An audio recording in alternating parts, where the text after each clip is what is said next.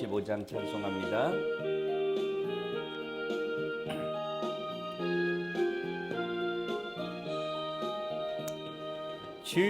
주님께 영광 다시 사신 주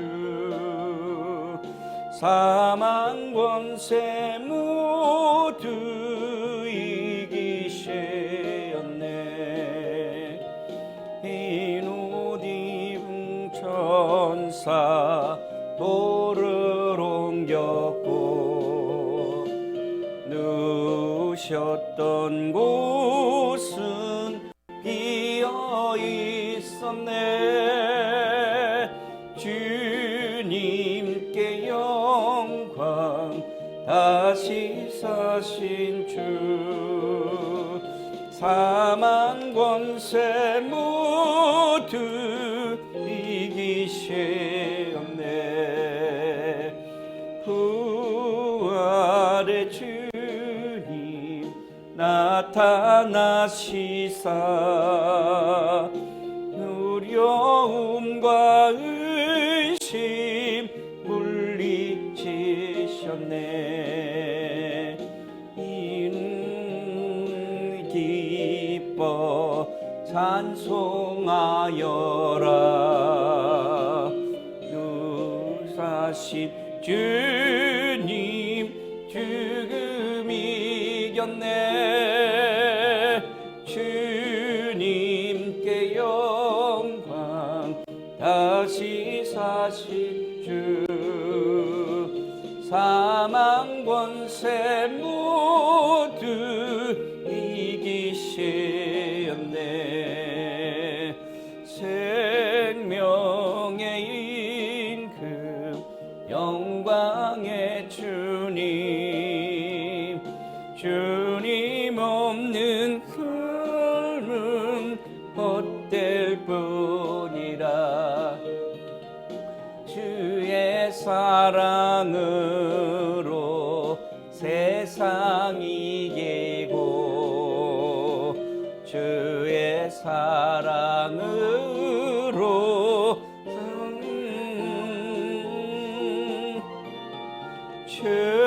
주님께 영광 다시 사신 주 권세 모두 이기셨네. 주님께 영광 다시 사신 주 사망 권세 모두 이기셨네. 흰 옷 입은 천사 돌을 옮겼고 누우셨던 곳은 비어 있었네. 주님께 영광 다시 사신 주 사망 권세 모두 이기셨네. 부활의 주님 나타나시사 두려움과 의심 물리치셨네. 주의 교회 기뻐 찬송하여라.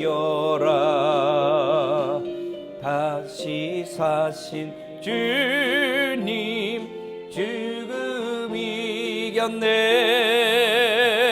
주님께 영광 다시 사신 주 사망 권세 모두 이기시었네. 생명의 임금 영광의 주님 주님 없는 삶은 헛될 뿐이라. 주의 주의 사랑으로 세상 이기고 요단 건너 본향 가게 하소서. 주님께 영광 다시 사신 주 사망 권세 모두 한 번만 더 드립니다. 주님께 영광 주님께 영광 다시 사신 주 사망 권세 모두 이기시었네. 흰 옷 입은 전사 돌을 옮겼고 누셨던 곳은 비어 있었네. 주님께 영광 다시 사신 주 사망 권세 모두 이기시었네.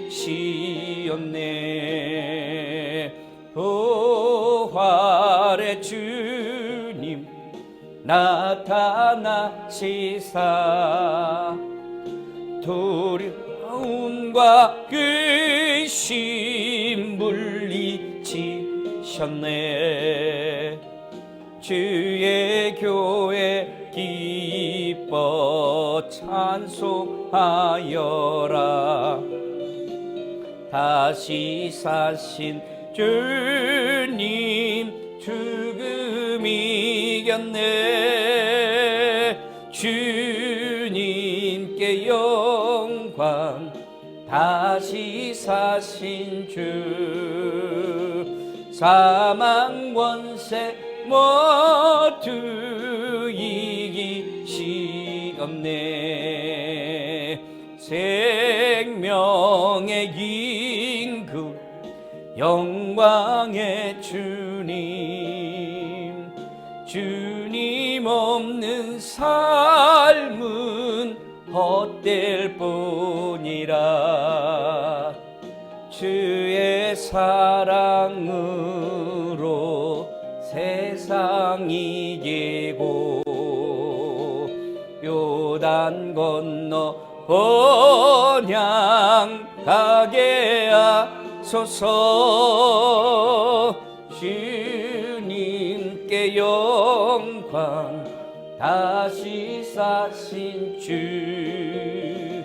사망 권세 모두 이기시었네. 이제 우리 함께 기도하면서 부활주일의 아침을 하나님께 올려드리기를 원합니다. 우리 주님 예수 그리스도께서 부활하신 것을 기념하는 부활주일의 예배, 우리가 감사함과 기쁨으로 예배의 자리로 나아갑니다. 같이 간절히 이 시간의 예배 가운데 하나님의 은혜가 임하기를 같이 기도합니다. 건강하시고 거룩하신 주님의 은혜와 사랑으로 하나님 우리가 나아갈 수 있었음을 감사합니다.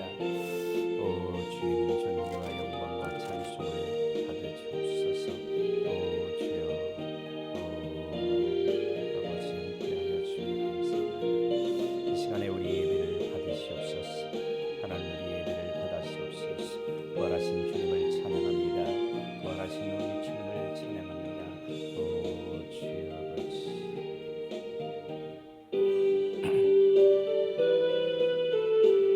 주여 아버지 21장 찬송입니다. 다 찬양하여라 전능왕 창조의 주께 내오나 주 찬양 평강과 구원의 주님 성도들아 주 앞에 이제 나와 즐겁게 찬양하여라. 다 찬양하여라. 놀라운 만유의 주께 포근한 날개 밑을 품어 주시는 주님. 성도들아 주님의 뜻 안에서 내 소원 다 이루리라.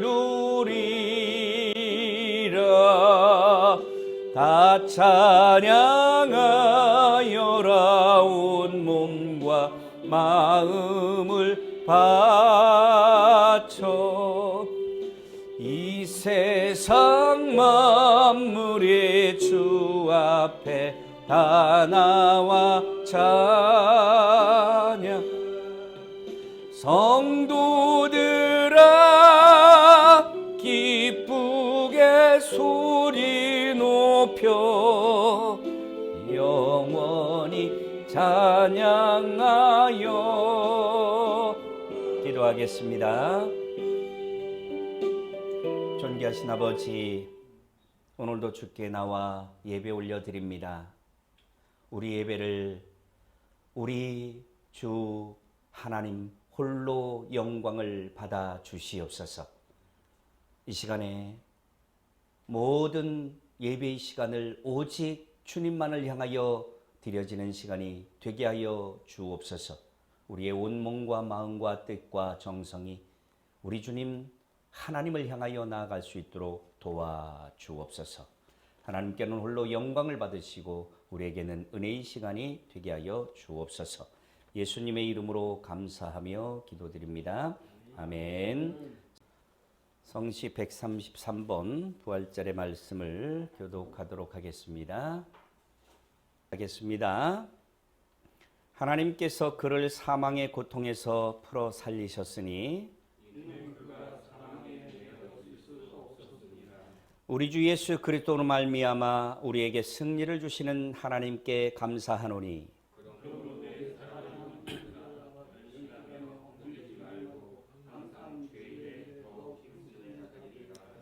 이 말을 할 때에 예수께서 친히 그들 가운데 서서 이르시되 너희에게 평강이 있을지어다 하시니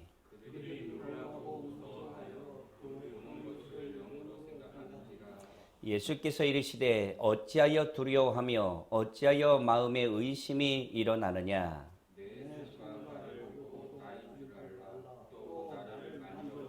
영은 살과 뼈가 없으되 너희 보는 바와 같이 나는 있느니라.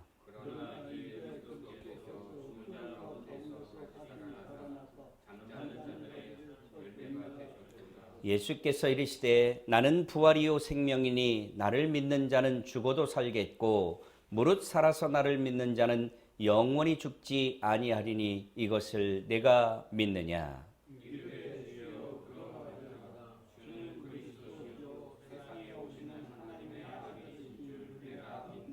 아멘. 전능하사 천지를 만드신 하나님 아버지를 내가 믿사오며 그 외아들 우리 주 예수 그리스도를 믿사오니 이는 성령으로 잉태하사 동정녀 마리아에게 나시고 본디오 빌라도에게 고난을 받으사 십자가에 못 박혀 죽으시고 장사한 지 사흘 만에 죽은 자 가운데서 다시 살아나시며 하늘에 오르사 전능하신 하나님 우편에 앉아 계시다가 저리로서 산자와 죽은 자를 심판하러 오시리라.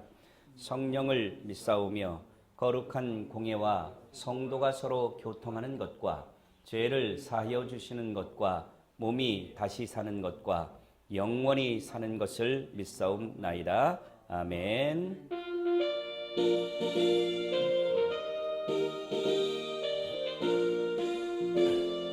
160장입니다.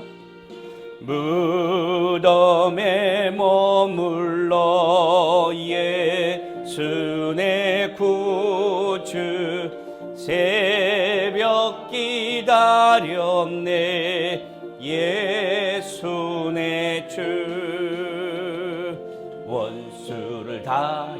이기고 무덤에서 살아나셨네. 어둠을 이기시고 나와서 성도와 함께 길이 다스리시네. 사셨네 사셨네 예수 다시 사셨네. 헛되이 지키네 예수 내 구주. 헛되이 봉하네 예수 내 주. 원수를 다 이기고 무덤에서 살아나셨네.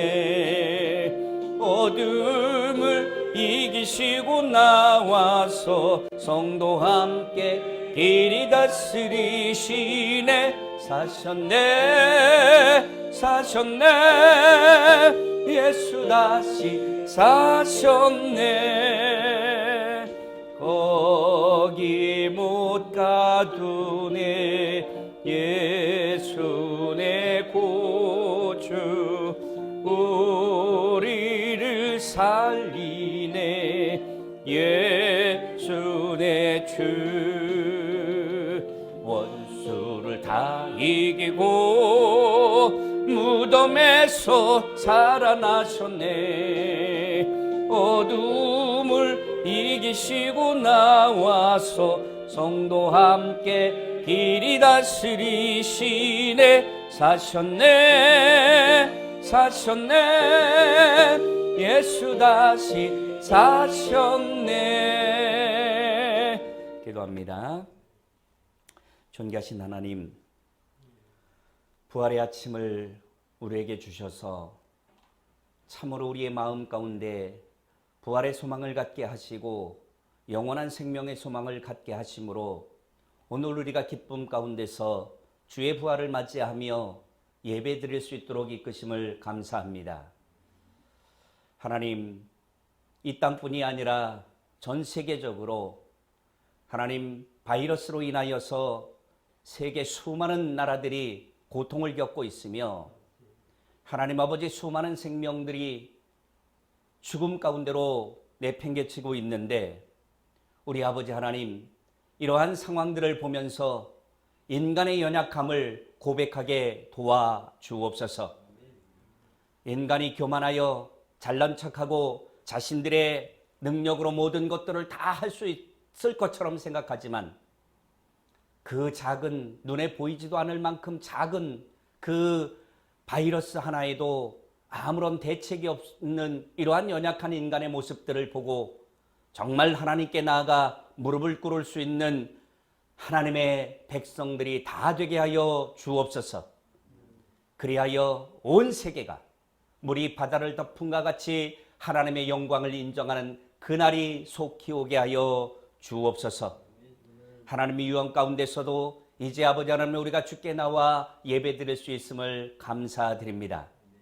하나님, 우리 가운데 주님께서 지켜주셔서 악한 일들이 하나님이여 연약한 그러한 모습들이 드러나지 아니하도록 주님 도와주시고 우리가 모든 질병과 싸워 이기며 하나님께서 모든 것들을 승리로 인도하여 주시기를 간절히 기도드립니다.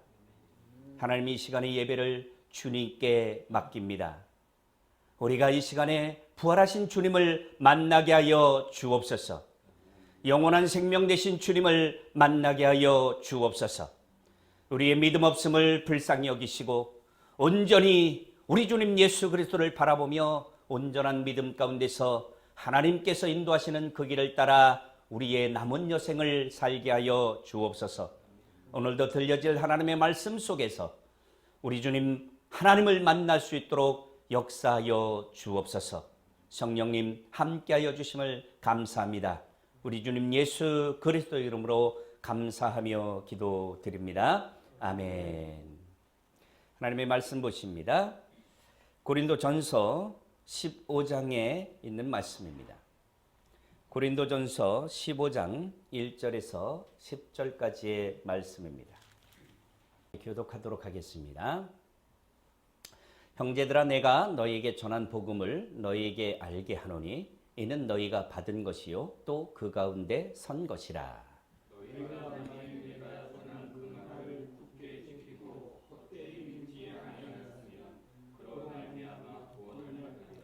내가 받은 것을 먼저 너희에게 전하였노니 이는 성경대로 그리스도께서 우리 죄를 위하여 죽으시고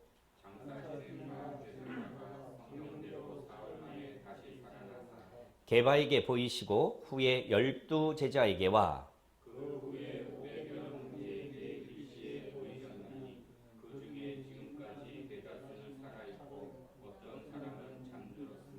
그 후에 야고보에게 보이셨으며 그 후에 모든 사도에게와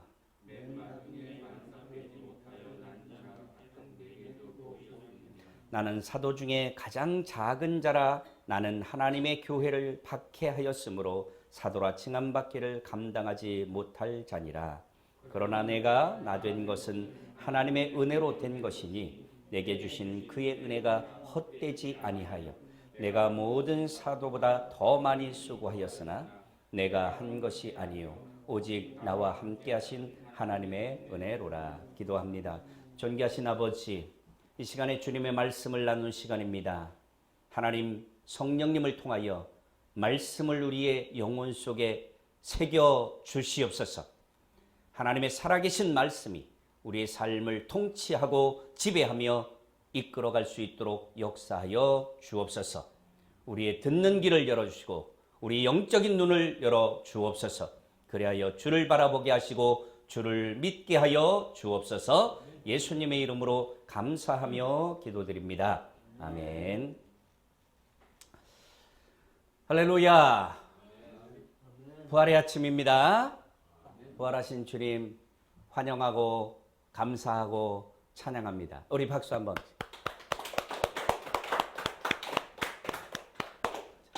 우리 전후좌우 앞뒤 분들에게 주님이 부활하신 날입니다. 시작. 이 사실을 믿으세요? 그러고 물어보세요. 믿는데요? 안 믿는데요? 믿으신데요? 아직 믿음이 안 가시는 분 손 들어보자. 도저히 나는 이 부활이라는 게 도저히 안 믿어진다. 오늘 읽은 본문에서도 조금 더 나가면 어떤 사람들이 부활을 안 믿는 사람들이 있다라는 거예요. 당시에 바리새파가 있고 사두개파가 있었는데 그 바리새파는 부활을 믿는데 사두개파는 부활을 안 믿었었어. 부활이 어딨냐? 이러는 그 당파들이 있었는데 오늘날에도 그냥 교회는 댕기는데 에이, 그 부활이 어디 있겠어? 어떻게 죽은 사람이 다시 살아나? 이렇게 말하는 자들이 있을 수가 있어요. 그런데 모든 것, 우리 삶에서 일어나는 모든 것을 다 믿을 수 있는 하나의 키가 있어요. 그것이 뭐냐면 이 세상은 자연적으로 있어진 것이 아니고 이 세상은 하나님에 의해서 창조되었다. 할렐루야. 그 사실이 하나가 믿어지면 창조주 하나님께서는 못하실 것이 없다라는 결론을 내리겠어요. 그죠? 창조주, 하나님이 창조주신데 창조하신 하나님께서 무엇을 못하실 게 있겠어요? 그죠? 어떤 사람이 기계를 설계하고 그 기계를 만들었어.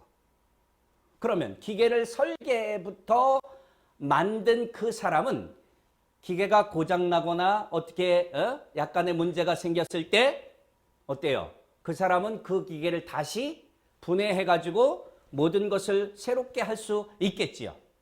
그렇습니까? 맞아요? 그러니까 창조주께서는 못하실 것이 없어요. 그러니까 하나님의 창조, 이 세상은 약간 정신병이 걸린 과학자들의 이야기처럼 진화가 된 것이 아니라는 거예요. 얼마나 웃기는 건지 몰라요. 저는 그런 다큐 프로그램, 특히 자연 환경, 동물 이런 다큐 프로그램을 보는 거를 되게 좀 재밌어 해요. 그거는 뭐 꾸며진 이야기가 아니라 그냥 자연 그대로의 모습들을 가지고 뭐 내레이션을 통해서 이렇게 우리에게 보여주고 들려주고 그렇게 해요. 그래서 다큐 프로그램을 이렇게 보는 거를 즐겨 합니다. 그런데 그 다큐 프로그램을 보면은 참 허무맹랑한 나레이션이 나와요. 에?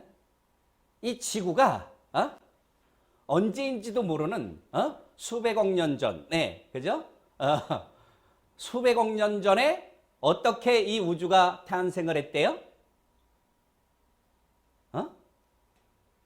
그냥 뻥 터져가지고 빅뱅 이론, 그죠? 빅뱅 이론. 되게 웃기는 얘기를 해요.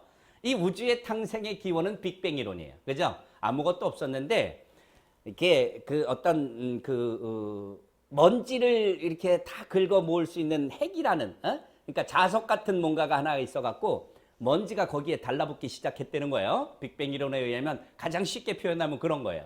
먼지가 달라붙기 시작을 해갖고 이것이 굉장한 압력을 이렇게 갖게 됐다는. 그래서 이것이 그 압력을 견디지 못하고 어떻게 했다고? 펑 하고 터졌다고. 그래갖고 그 터져서 뭐가 생긴 거야? 지금의 우주 속에 있는 모든 행성들이 생긴 거예요. 야, 이거 웃기는 거 아니에요? 정말 웃기죠? 근데 더 재밌는 것이 있어요. 제가 최근에 뭐죠? 23.5도? 라는 다큐 프로그램이 있더라고. 자연에 대해서 이렇게 막 하는 그 프로그램인데 우리나라 그 방송국에서 직접 그 제작을 한 거더라고요. 보니까 제목이 다큐 프로그램 제목이 23.5야. 23.5 그러니까 어떤 생각이 나요?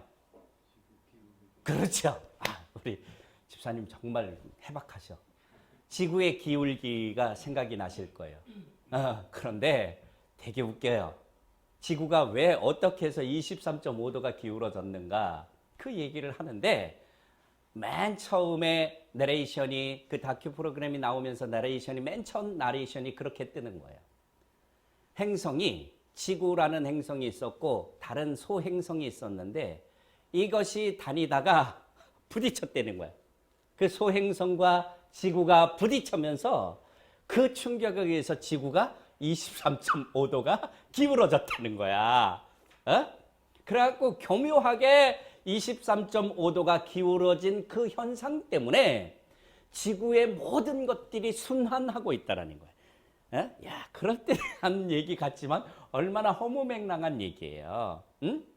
행성이 부딪혀갖고 23.5도가 살짝 기울어져서 자전축이 그렇게 만들어짐으로 인해서 지구의 이 자전은 어떤 현상을 가져와요? 여러분들 여기서는 과학적 얘기가 맞을 수 있어요. 23.5도가 기울어짐으로 인해서 모든 물들이 순환을 하고, 그죠? 모든 것들이 다 순환을 함으로 인해서 정화작용을 해요. 생명이 새로워지고 그 생명이 죽은 생명이 새롭게 돋아나는 현상, 그리고 뭐 썩거나 고여있는 물들이 새롭게 되어지는 모든 현상들이 이 23.5도의 지구의 기울기 때문에 이루어진다라는 거예요. 자연 정화 현상들이. 이 23.5도의 기울기, 자전축이 기울어져 있는 이 현상은 대단하다는 거예요. 대류의 현상. 바닷물이 계속해서 인도양, 대서양, 태평양을 흐르는 이 현상이 왜 일어나느냐?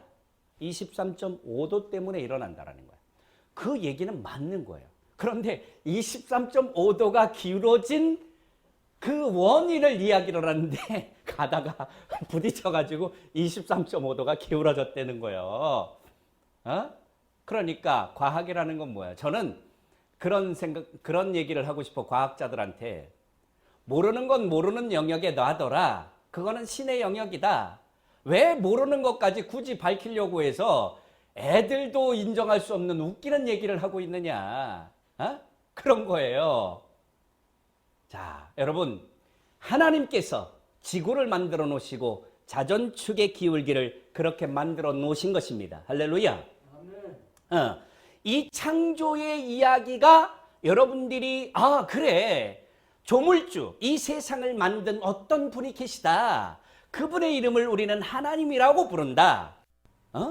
그 하나님의 존재가 이 세상을 만드셨다. 그렇다면 이 세상의 모든 주관자, 이 세상의 모든 운행자는 하나님이라고 불리워지는 그분이시며 이 세상의 마지막도 그분에 의해서 이루어질 것이다 라는 것을 우리가 분명히 인식을 한다면 오늘 이 부활의 이야기가 못 믿을 이야기가 아니라 확실하게 믿을 수 있는 이야기가 된다라는 것이에요. 할렐루야. 부활의 이야기를 하기 위해서 괜히 창조 이야기를 꺼낸 것이 아니라 창조주 하나님을 믿을 수 있다면 예수 그리스도의 구원과 또한 그분의 부활과 그분의 다시 오심 모든 것들이 다 믿어질 수 있다라는 것입니다. 할렐루야. 이 부활은 복음 중에 복음이에요. 복음 중에 복음. 복음의 핵심적인 요소가 있어요. 여기에 오늘 우리가 15장 1절에서 시작할 때 보면은 형제들아 내가 너희에게 전한 복음을 너희에게 알게 하노니 뭐라고 그랬어요? 복음을 알게 한다라고 했어요. 자, 복음의 가장 핵심적인 요소가 뭡니까? 복음은 우리에게 있어서 우리 인간에게 있어서 우리 사람에게 있어서 가장 복된 소식 그것이 복음이라고 우리가 쉽게 표현을 해요. 그렇죠? 굳이 뭐 어려운 얘기 할 필요도 없어요. 정말 우리에게 있어서 가장 복된 소식이 뭐냐? 우리 인생에 바로 그 복음의 핵심적인 요소를 네 가지로 얘기를 할 수가 있어요. 자, 따라합니다. 손 들으시고 자, 하나씩 해봅시다. 첫째로 예수 그리스도의 탄생. 예수님의 탄생이 복음의 첫 번째 기쁜 소식이에요. 할렐루야. 그분이 이 세상에 오시지 않았으면 우리의 죄를 짊어지실 수가 없지요. 그렇죠? 예수 그리스도의 탄생이 첫 번째. 두 번째로 십자가 지심.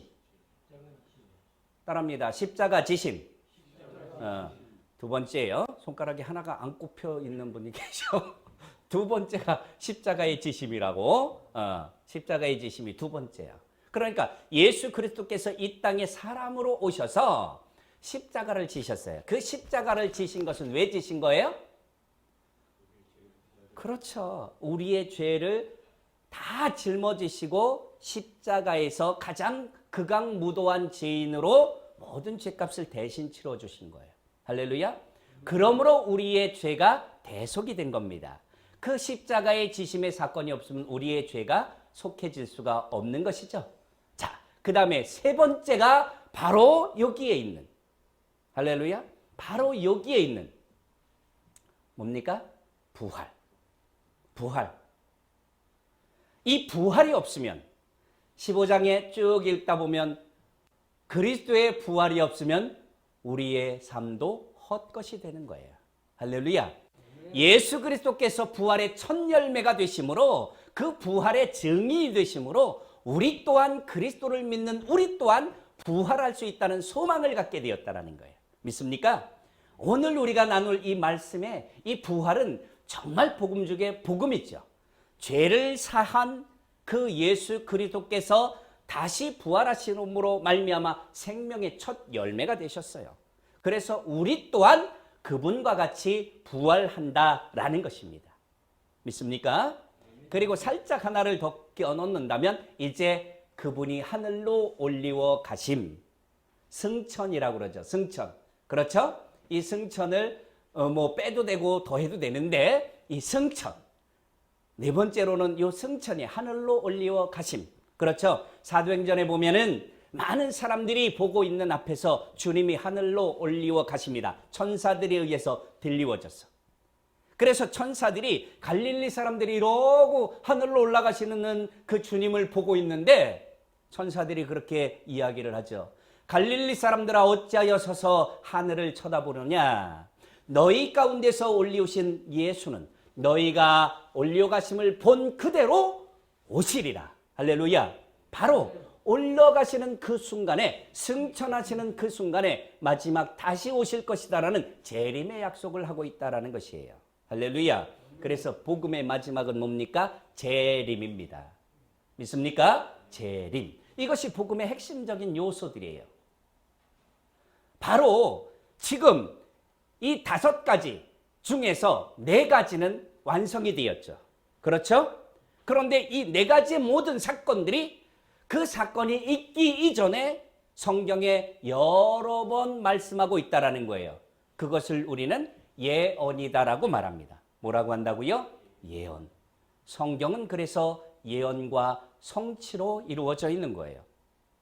그냥 어느 날 갑자기 일어난 것이 아니라 미리 선지자들 통하여, 미리 사도들을 통하여 그 말씀들이 전부 다 예언이 되어져 있었다라는 것이에요.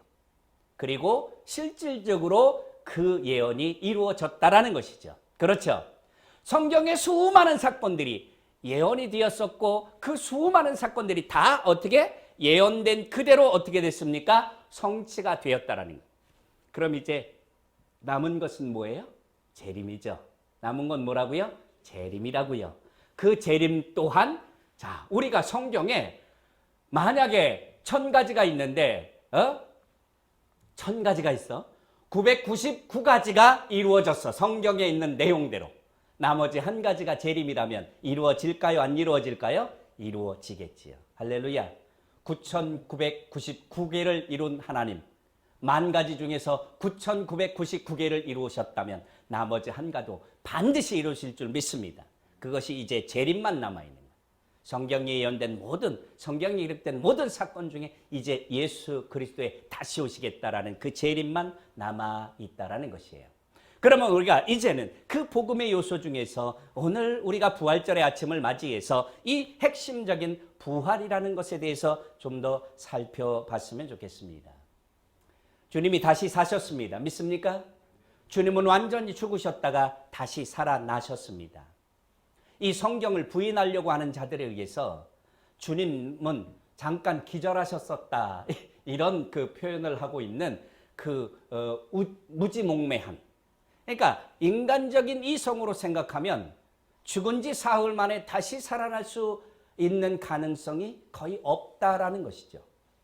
그러다 보니까 뭐예요? 기절설 뭐 이런 것들이 이제 등장을 하는 거예요. 예수님은 죽으신 것이 아니다. 고문을 당하다가 참 근데 그것도 웃기잖아요. 그러면 나머지 모든 것들을 다 못 믿게 되는데 예수님께서 손에 못이 찔리셨어요. 그죠? 그리고 옆구리에 창이 찔리셨어요. 물과 피를 다 쏟으셨다고 성경이 기록을 하고 있고 그 사이에는 수많은 사람들이 있었어요. 그렇죠? 수많은 사람들이 그 주님이 돌아가시는 광경을 목격하고 있었다라는 거예요. 모든 것들이 다. 그런데 사람이 예를 들어서 조금 그 흉측한 얘기지만 오늘날에 많은 사건들이 있지만 칼에 찔렸어요. 어떤 사람이. 칼에 찔렸는데 왜 죽을까요? 칼에 찔려서 왜 죽어요? 바로 그거죠. 칼에 찔려서 죽는 것은 칼 때문에 난 상처가 아니라 그로 인해서 뭐가 흘러내린 거야? 피. 그래서 사망의 원인 이야기할 때 뭐라고 해요? 과다출혈 이런 말을 하잖아요. 그죠? 과다출혈로 숨졌다. 그런 얘기를 해요. 예수 그리스도께서 손에 못을 받고 창으로 옆구리 마지막 확인까지 다 했잖아요. 다 그렇게 물과 피를 쏟으셨다라고 한다면 살아날 가능성이 있어요? 없어요? 없어요. 그것조차도 없는 거죠. 그럼에도 불구하고 이 예수 그리스도를 부인하려고 하는 이 사탄, 여기에 속아가 가지고 있는 많은 과학자들, 이런 사람들이 이 예수 그리스도의 부활을 어떻게든지 부인하려고 잠깐 기절하셨었다. 그런 얘기를 해요.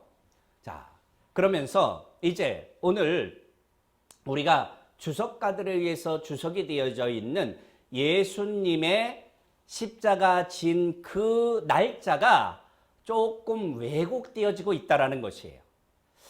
제가 이 사실을 저도 주석책이나 이런 것들을 통해서 뭐 여러 권을 봤지만 전부 다 예수님의 십자가에 달린 날이 금요일로 되어 있어요. 모든 주석에는 금요일. 금요일로 되어져 있는데 창조과학자인 김명현 교수라는 분이 있습니다. 여러분들도 뭐 아마 유튜브나 이런 것들을 보셔서 아는 분들이 있을 거예요. 이 분이 요즘에 새롭게 말씀하고 있는, 이야기하고 있는 내용 중에서 예수 그리스도께서 돌아가신 날짜가 틀렸다라고 주장을 하고 있는 내용이 있어요. 제가 그 내용을 들어보면서 굉장히 많이 수긍이 가더라고요. 그렇다, 그렇겠다 라고 해서 잠깐 여러분에게 그 내용을 소개해 드리려고 합니다. 예수님께서 십자가를 지시는 사건은 구약의 절기 중에서 반드시 그 절기에 이루어져야 할 사건이에요. 구약의 절기 중에서 예수 그리스도의 십자가 사건이 있어야 될 절기가 어떤 것일까요? 그 절기가 바로 유월절입니다. 무슨 절? 유월절. 유월절은 뭐예요? 사망이 넘어간 절기이죠. 그렇죠? 유월절 그러면 여러분이 생각을 어디까지 끌고 가셔야 합니까? 출애굽기까지 끌고 가셔야 돼요. 그렇죠? 출애굽기까지 여러분의 생각을 끌고 가시기 바랍니다. 끌고 가면은 모세가 안 보내주려고 그러죠. 그렇죠? 애굽왕 바로가, 그죠? 바로가 모세를 안 보내주려고 그래. 이스라엘 백성들을 안 놔주려고 그래. 하나님께서 마지막으로 보내줄 수밖에 없는 그 재앙을 내리시는데 그 재앙이 무슨 재앙이었어요? 초태생, 장자를 전부 다 가축이든 사람이든 장자를 전부 다 죽여버리는 그러한 사건을 만드시죠. 그때에 하나님께서 당신의 택한 백성들이 살아남을 수 있는 길을 제안을 해주셨어요. 그것이 뭡니까? 양을 잡아서, 그죠? 양을 잡아서 문설주와 기둥에 그 양의 피를 바르면 사망의 사자가 그 양의 피가 발리워진 집마다 어떻게 했어요? 넘어갔어요.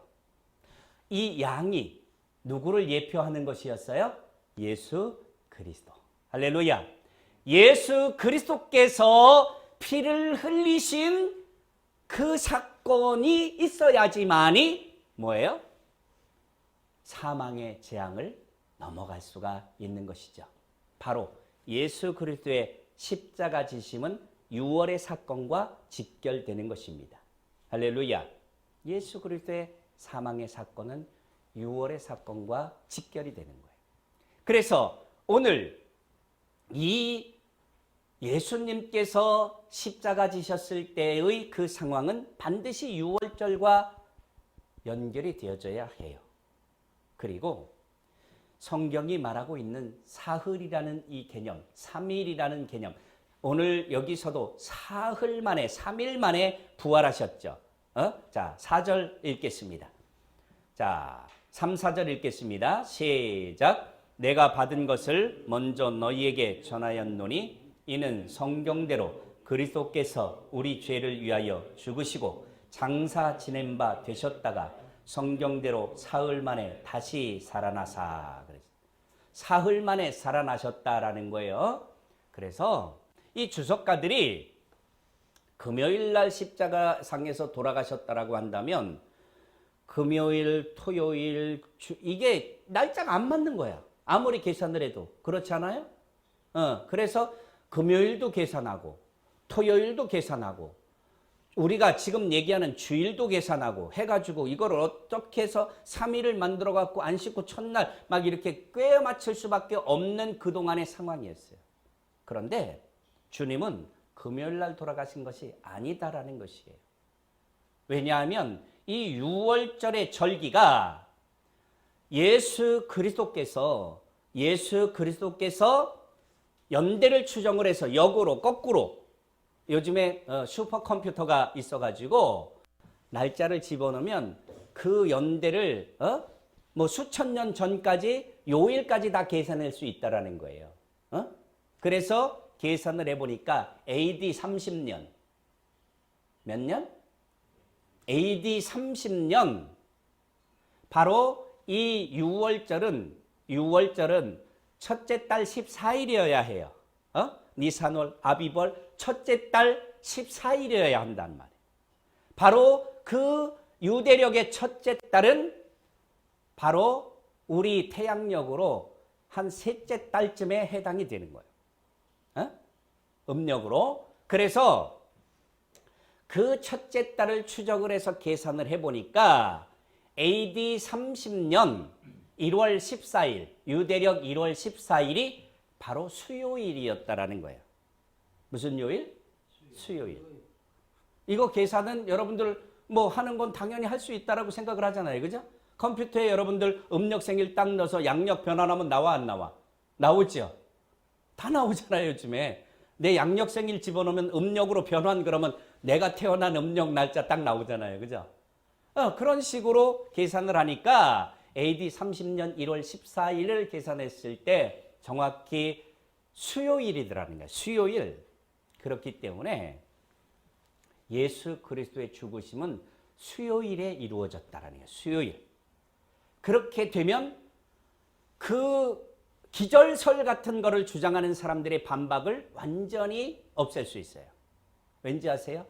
완전한 3일이면 여기서 사흘 만에라는 이 완전한 3일, 이것은 예수님께서 당신의 3일 동안 무덤에 있을 사건을 무엇과 연결을 시켰어요? 직접 요나서에 있는 물고기 뱃속의 사건과 연결을 시키셨다고. 직접 예수님께서. 꼬박 3일간 요나의 뱃속에, 그죠? 요나가 물고기 뱃속에 있었다라. 주님께서 그 요나가 꼬박 3일 동안에 스스로 살아날 수 없는 그 물고기 뱃속에 있었던 것처럼 예수 그리스도께서 무덤에 꼬박 3일을 계셨어요. 우리는 보통 시간 계산할 때 어떻게 계산을 해요? 밤 12시 딱 1분 넘어가면서부터 하루를 시작하죠. 그죠? 우리 시간 계산 그렇게 하잖아요. 자정부터 자정까지를 하루라고 해요. 그렇죠? 그래서 밤 12시 1분부터 그 다음 날이 되는 거잖아요. 여러분들 그 컴퓨터나 뭐 시계 휴대폰 날짜 딱 보면 12시 딱 넘어가면 날짜 바뀌잖아요. 그죠? 그렇게 돼 있잖아요. 날짜 딱 바뀌어. 자정. 밤 12시 땡 넘어가면 그 다음 날로 바뀌어 버린다고. 그래서 우리의 날짜 계산은 밤 자정부터 시작해서 그 다음 날 자정까지가 24시간이 우리의 하루의 개념이에요. 그런데 유대의 하루의 개념은 저녁 6시부터야. 언제부터라고요? 저녁 6시부터. 그 성경에는 주로 뭐라고 하냐면 해가 질 무렵이라고 얘기해. 해질 때. 해가 질 때부터 시작을 해서 그 다음 날 돌아서 해가 질 때까지를 하루로 계산을 하는 거예요. 하루. 그러니까 우리하고 대략 성경에 나와 있는 시간하고 몇 시간 정도의 차이가 있다? 6시간 정도의 차이가 있다고 보시고 여러분들이 성경을 보시면 조금 더 이해가 빨리 가실 수 있을 거예요. 어쨌든 간에 이 사흘이라는 거는 자, 수요일 날 저녁 해질녘부터 시작을 해서 목요일 날 해질녘, 금요일 날 해질녘, 토요일 날 해질녘에서 부활하신 거야. 할렐루야. 그러면 안식 후 첫날이 오늘 주일하고 딱 맞게 되는 거죠. 그렇죠. 이것을 과학자들이 계산을 해서 그 창조과학자들은 대부분의 성경을 기반으로 해서 진화론을 배척을 하고 어떻게 하면은 창조가 실질적인 사실인가라는 것을 밝혀내기 위해서 활동하는 분들이에요. 저는 이 이야기를 들으면서 그래, 상당히 타당성이 있다. 그래서 제가 살짝 이 내용을 여러분들에게 소개를 시켜드리는 것입니다. 자, 그리고 나서 어쨌든 주님께서 부활을 하셨다라는 거예요. 우리가 제일 중요한 것은 뭐냐? 정말로 주님이 부활하셨느냐라는 거예요. 정말로 주님이 부활하셨느냐? 바로 그렇다라는 거죠. 오늘 설교의 제목을 한번 봅니다. 뭐라고 써놨습니까? 다 같이 읽어보세요. 시작. 예수님의 부활의 확실한 증거. 이렇게 해놨어요. 뭐 여러 가지 증거가 있다고 사람들이 들이대요. 첫째는 무덤이 비어 있었다. 그래요. 무덤이 비어 있었다라는 것도 하나의 확실한 증거가 될 수도 있어요. 자, 예수님께서 십자가를 지신 후에 그 예수님의 시체가, 예수님의 시신이 무덤에 안치가 되었어요. 자, 그 팔레스타인의 이스라엘의 무덤은 우리처럼 땅을 파고서 관을 해가지고 이렇게 집어 넣고서 다시 그거를 흙으로 막 다져놓고 봉분을 세우고 그런 개념이 아니에요. 그쪽에는 석회암지대가 많아요. 그래가지고 가서 조금 단단한 물질로 이렇게 파도 잘 파여지는 지형들이 참 많이 있습니다. 거기에는 대부분의 무덤들이 우리가 말하는 약간 언덕 내지는 돌, 바위 이렇게 되어 있는 산, 조금 산이라고 불리워질 만한 그런 지형에다가 굴을 파요. 굴. 그러니까 이렇게 굴을 파가지고 그 안쪽에다가 시신을 넣고 바깥쪽을 큰 돌덩어리로 막아버려요. 그것이 유대의 무덤이에요. 그러니까 오늘 성경에도 보면은 복음서 마지막 부분에 보면은 뭐 마태, 마가, 누가, 요한이 다 그렇게 기록을 하고 있지만 마지막 부분에 보면은 그렇게 무덤에 예수님을 넣고 돌을 굴려서 막았어요. 그리고 나서 혹시라도 이 시신을 누군가가 훔쳐다가 예수님이 부활했다고 장난을 칠까봐 어떻게 했어요? 병사들을 동원을 해서 그 앞을 지키게 해요. 그런데 예수님이 돌아가신 후에 사흘이 됐을 때 막달라 마리아와 또 다른 마리아라는 여인이 제일 먼저 새벽에 그 무덤을 달려갔어요. 그런데 살짝 어떻게 보니까 첫째로는 천사들이 물론 고지를 했지만 예수님이 없어지셨어요. 예수님이 없어지셨어. 예수님의 시체가 없어지셨어. 돌문을 그렇게 굳게 병사들을 동원해서 지키고 있었지만 예수님이 없어졌어요. 바로 그 예수님께서 없어지신, 예수님의 시체가 없어진 그 사건을 그 여인들이 보고 또 그 이후에 베드로와 다른 사도, 하나님이 사랑하신다라고 하는 그 사도, 바로 요한이, 이 요한 사도가 달려가 보니까 없더라는 거예요. 역시 예수님이 다른 데로 옮겨진 것이 아니라 예수님께서 천사들의 고지와 똑같은 마찬가지로 부활하셨던 것입니다. 할렐루야. 무덤이 비어 있었어. 바로 그것이 예수님의 부활의 증거예요. 그런데 그거는 이 성경을 없이 하고자 하는 비평가들, 하나님을 인정하지 않으려고 하는 그들의 주장처럼 아니다. 그 경비선언 놈들을 그 아리마대 요셉과 같은 돈 많은 자들이 어떻게 해가지고 그 구워 삶아갖고 예수님의 시체를 훔쳐간 거다. 그렇게 주장을 할 수도 있죠. 그렇죠? 그러니까 이거는 증거로서는 조금 약해.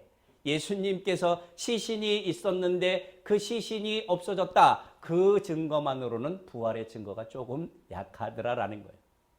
그러면 부활의 확실한 증거가 뭐냐? 바로 그래서 오늘 저는 이 본문을 택하게 된 것이에요. 보시지요. 자, 우리가 4절까지 읽었어요. 장사 지낸 바 되셨다가 성경대로 사흘 만에 다시 살아나사. 자, 5절 누구에게 보이셨다고 그랬어요?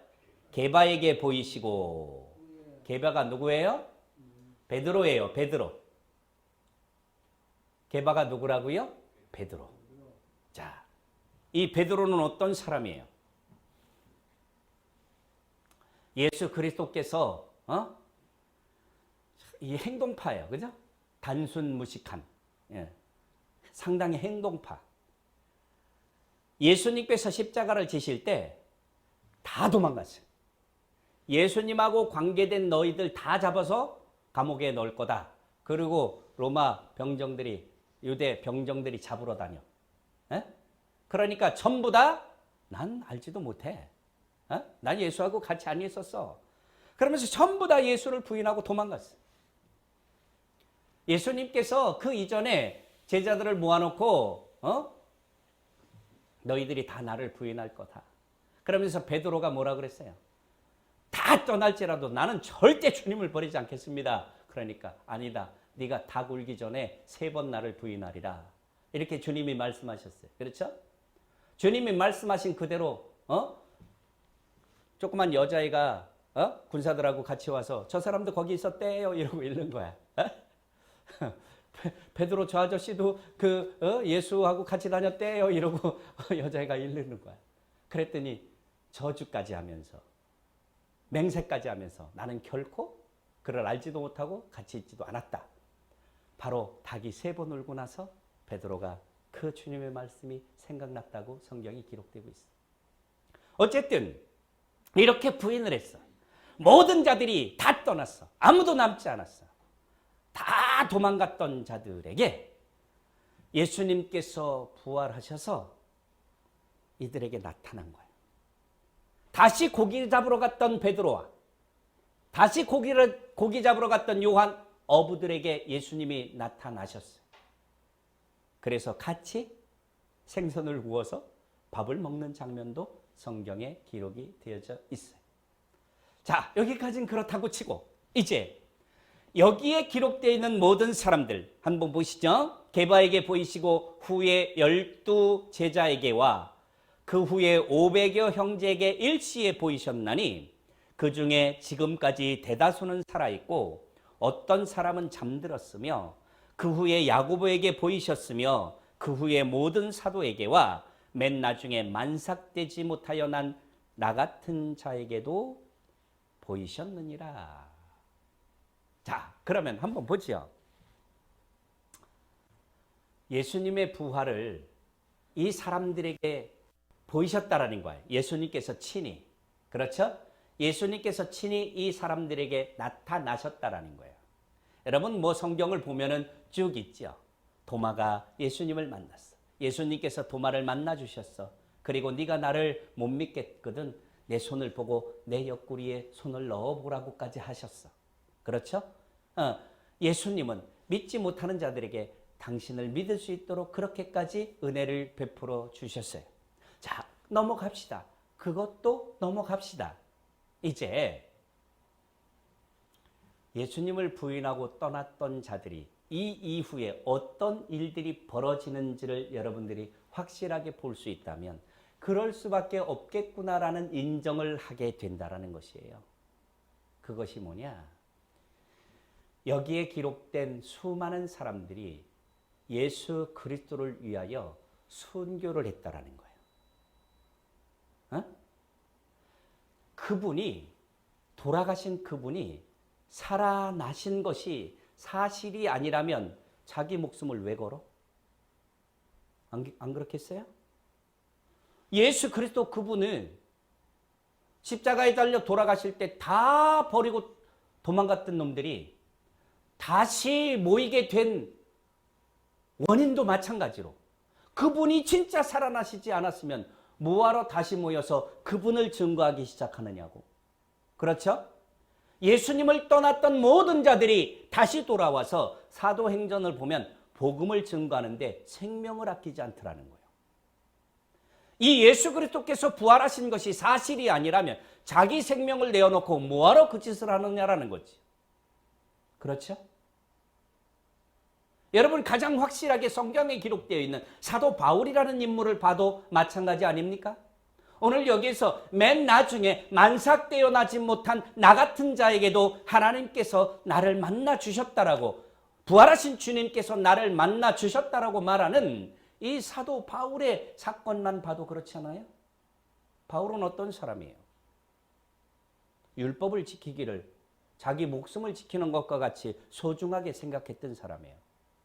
그래서 이 사람은 굉장히 율법으로는 굉장히 의롭게 산 사람이에요. 그래서 율법을 조금만 어기는 자들이 있으면 하나님의 법을 어겼다라고 해서 그 사람들을 잡아다가 감옥에 넣는 것을 가장 큰 하나님께 돌려드리는 기쁨으로 알고 영광으로 알고 살았던 사람이에요.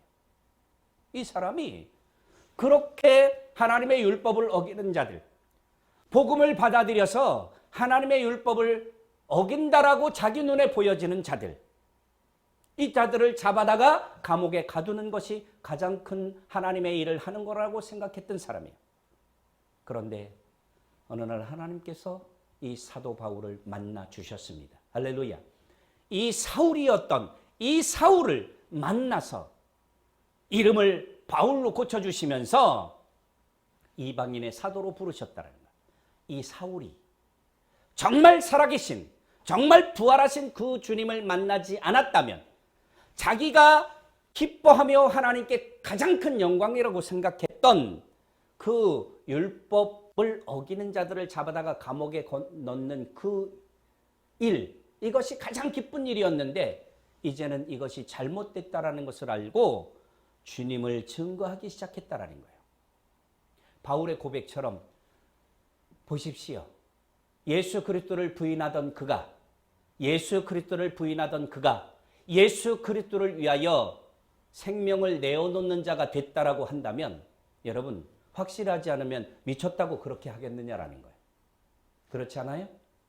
확실하지 않으면 여러분들이 누가 그 일을 행하겠나라는 거예요. 사도 바울 스스로가 이야기하잖아요.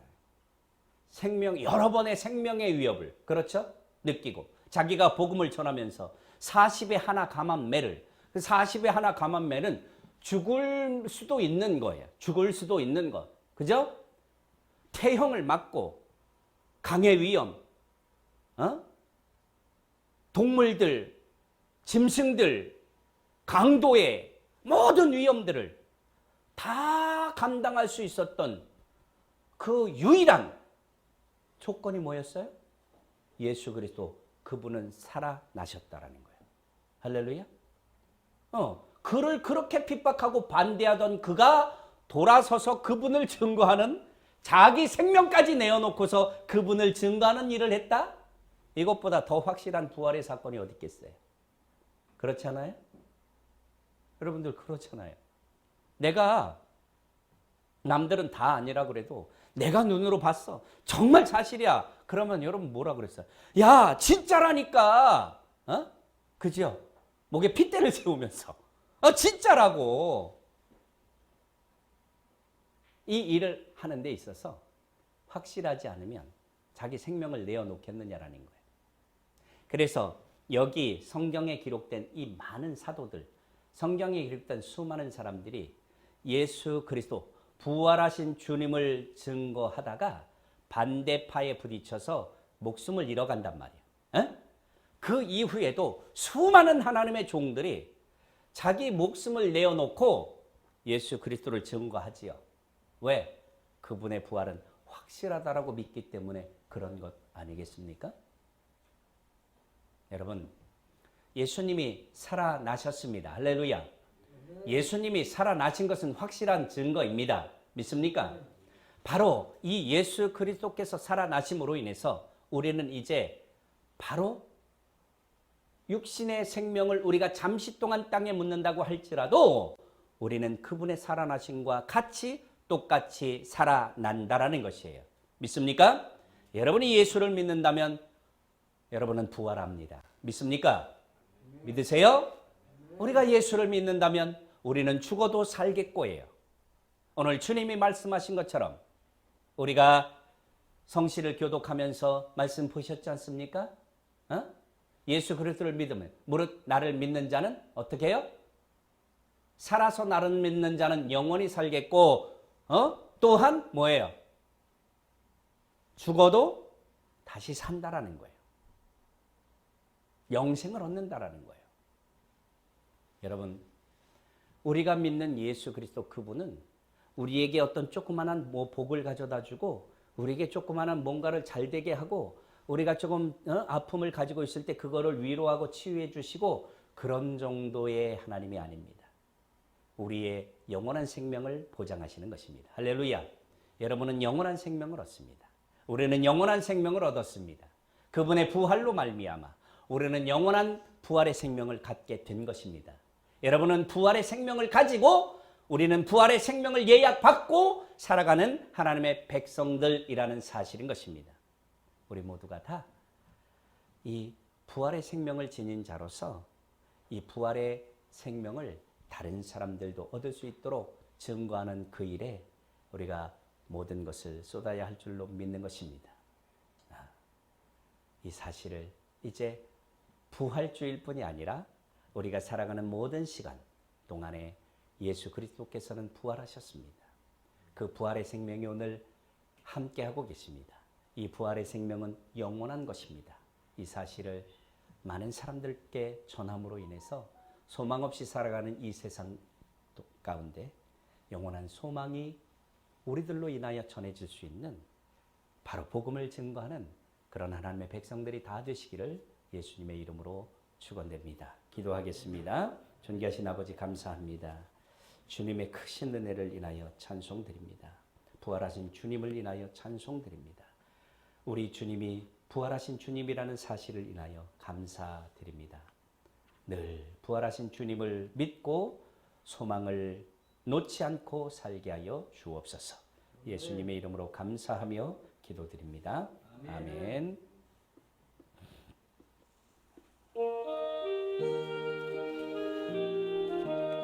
드리신 예물 봉헌해 주시기 바랍니다.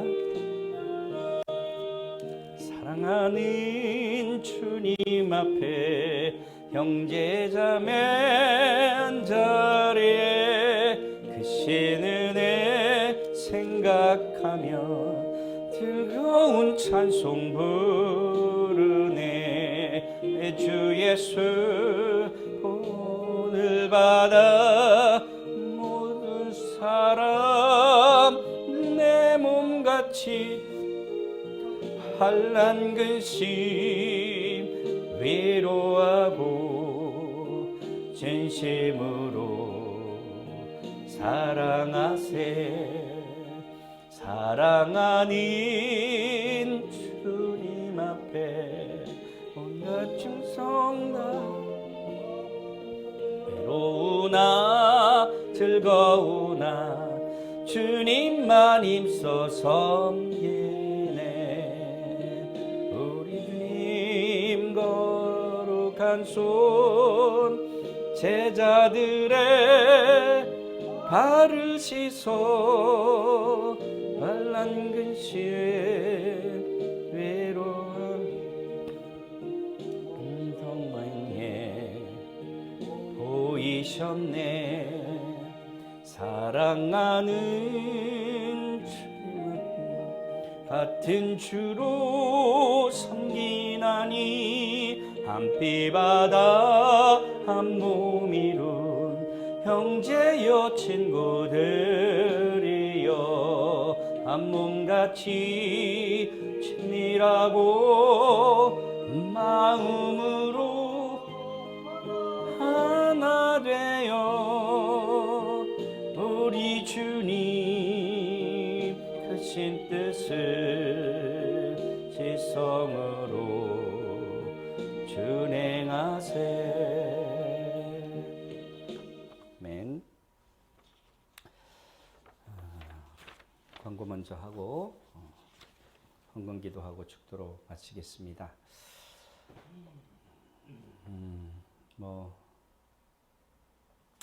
한 목사님 소식 들으셨죠? 거기도 코로나 때문에 다 자가격리에 들어가서 교회 그 일들을 하실 수 없는 현재 그런 상황이시라고 말씀을 하시고, 또 비자가 기간이 지났는데 한국에 나오시고 싶으신데 항공편이 안 돼서 나오실 수가 없는 그런 상황이신데, 어쨌든 모든 것들이 좀 회복되어져서 주님의 몸된 교회가 세워지는 일에 차질이 없도록 여러분들 지속적으로 기도해 주시기 바랍니다. 이제 이 땅에서도 더 이상 질병으로 인하여 생명을 잃는 자가 나타나지 않도록 여러분 기도해 주십시오. 참 보시면 알지만 세계적으로 수많은 생명들이, 그죠? 스페인, 이탈리아, 영국, 프랑스, 미국 난리가 났잖아요, 그죠? 하루에 1000명 이상씩 막 말이 1000명이지 상상도 안 되잖아요. 상상도. 전쟁으로 죽는 숫자보다 더 많다고 하니 여러분 우리가 하나님의 그 뜻이 어디 있는지 좀 생각하면서 기도할 수 있는 우리가 되기를 바랍니다. 그리고 이제 어제 그 국회의원 선거 사전 투표 했는데 이제 수요일 날 그 국회의원 선거를 하죠. 천안은 시장 보궐선거까지 같이 있는데 어쨌든 여러분들 투표 참여해 주시고요. 여러분들 뭐 주권 행사를 좀 하실 수 있기를 바랍니다. 그리고 뭐 목회자로서 좀 뭐 큰 교회에서는 정치적 발언이더라고 걸려 들어갈 수도 있을지 모르지만 좀 여러분들에게 말씀드리고 싶은 것은 기독교에 대한 박해와 탄압들이 곳곳에서 이루어지고 있어요. 앞으로 교회에 관련된 일들이 참 어려워질 상황이 옵니다. 이 정권이 계속해서 지속이 되게 되면 원내 총무 이인영이나 이런 사람들이 아예 대놓고 공개적으로 얘기하잖아요. 우리는 앞으로 사회주의 정책을 펴나갈 거다. 그렇게 되면 교회와 사회주의는 극과 극이에요. 그러니까 사회주의가 되면 교회를 첫 번째로 없애려고 달려들어요. 그러니까 앞으로 교회가 이들이 정권이 계속 유지가 되고 더 강화가 된다면 교회가 참으로 골치 아파질 겁니다. 너무나 힘든 시간들이 오게 돼요. 그래서 어쨌든 이러한 것들을 대변할 수 있는, 그래서 저희가 기독자유당이라는 것을 이제 정당으로 만들어서 비례대표만 지금 했는데, 아무튼 여러분들이 단 몇 명의 국회의원이라도 국회에 진입을 해서 이들이 기독교 말살 정책을 펴는 것들에 대해서 좀 반대 운동을 할 수 있는 그런 자그마한 초석이라도 좀 만들어졌으면 좋겠다라는 그런 생각을 가져요. 그래서 이거는 정치적인 거를 떠나서 교회를 보호하기 위한 그런 저의 생각을 말씀드립니다. 그래서 될 수 있으면 비례대표를 기독자유당을 19번이에요. 기호가 좀 이렇게 한 명이라도 두 명이라도 원내에 진출할 수 있도록 이렇게 여러분들이 해주는 것이 교회를 위해서 여러분들이 헌신하는 일이라 그렇게 생각이 되어집니다. 늘 우리 어디 건강 때문에 걱정이신 분들 저희가 기도하겠습니다. 여러분들 같이 기도해 주시고요. 다른 부분은 뭐 이제 또 식사하시면서 같이 대화하실 수 있도록 하겠습니다. 기도하겠습니다. 존귀하신 아버지 감사합니다. 오늘 부활주일의 아침을 주님과 함께 보낼 수 있도록 이끄심을 감사합니다. 하나님, 사랑하는 우리 성도님들, 우리 사랑하는 집사님들, 주님 앞에 주의 은혜를 감사하며 또한 주의 것을 주의 것으로 알며 올려드린 예물 받아 주시옵소서.